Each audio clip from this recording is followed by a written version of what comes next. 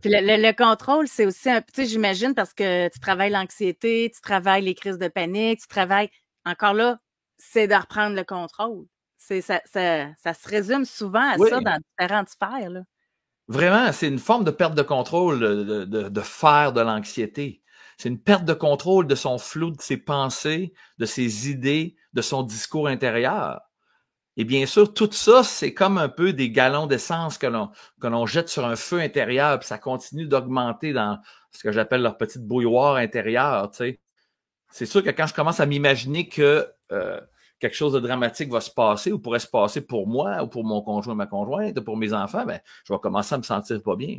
Puis là, si je me sens pas bien, ça va faire quoi? Ça va réactiver mes scénarios mentaux. Je vais me sentir, là, je vais dire, oui, mais là, c'est vrai, qu'est-ce que je vais faire si ça se passe? Et là, ça fait quoi? Ça jette du gaz sur le feu. J'appelle ça, moi, un peu l'œuf ou la poule ou de l'essence sur un feu, mais peu importe, c'est qu'à un moment donné, il y a une dynamique. Tout ça, ce n'est qu'une habitude chez les gens. C'est une habitude intérieure. Et il y a quelque chose que je voudrais bien dire de façon très claire, on peut changer ça. Et ce n'est pas compliqué comme on aimerait nous faire croire. Moi, je ne crois pas que ça prend des années de thérapie pour changer du tout.